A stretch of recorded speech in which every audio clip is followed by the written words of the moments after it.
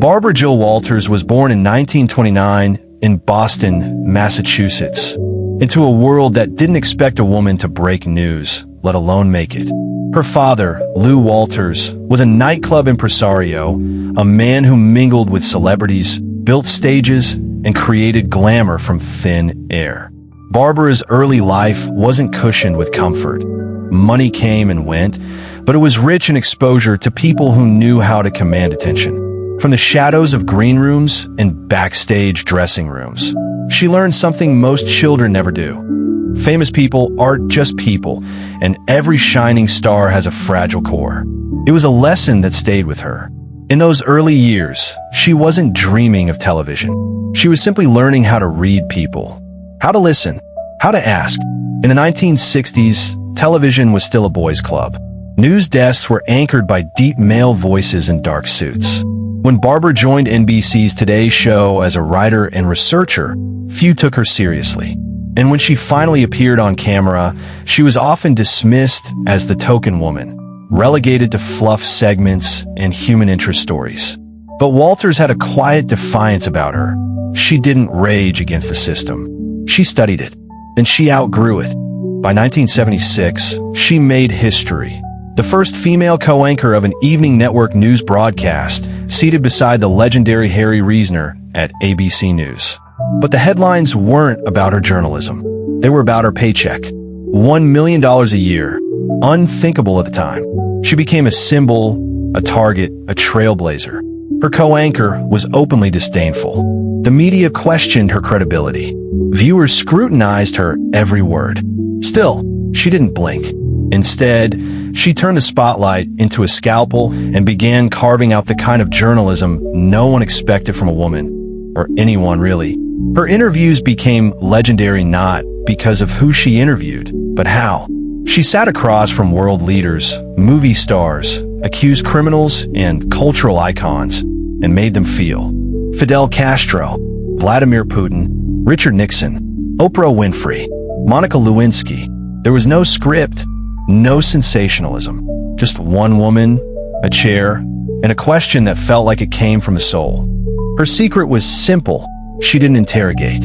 She invited. Her style was often mocked, soft-spoken, emotional, even overly sentimental. The infamous question to Katharine Hepburn, "If you were a tree, what kind of tree would you be?" became a punchline. But beneath the joke was the genius. Hepburn's answer, an oak, revealed her strength and solitude in a single word. That was Barbara's gift. She asked what others wouldn't dare, but did it with such grace, such warmth, that people told her things they'd never said out loud before. Yet behind the scenes, Barbara was often terrified, not just of failure, but of being forgotten. She knew that in a male-dominated world, a woman's relevance came with a ticking clock. She fought for every assignment, every promotion, every seat at the table. There was no blueprint, no mentor to follow. She was the first. That meant she had to make the mistakes and the rules. When she created The View in 1997, many dismissed it as just another daytime talk show.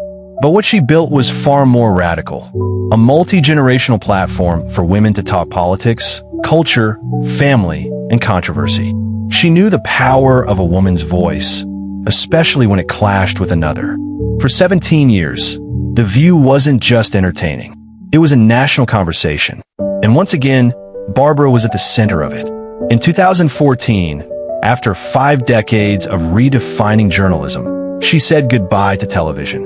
But it didn't feel like a farewell. Her influence was everywhere. In the anchors who followed her, the format of modern interviews, and the shifting tone of public discourse.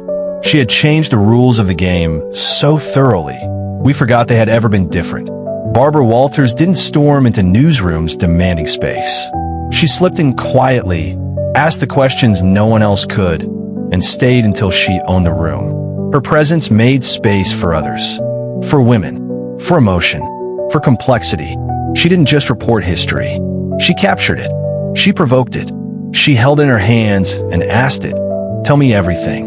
And remarkably, it answered. If Barbara Walters' journey moved you, even just a little, then you understand the power of a good question and the even greater power of listening. Stories like hers deserve to be remembered, retold, and passed on. If you want more deep dives into the lives of iconic figures who shaped our world, don't forget to like this video, subscribe, and hit the notification bell so you never miss a story that matters.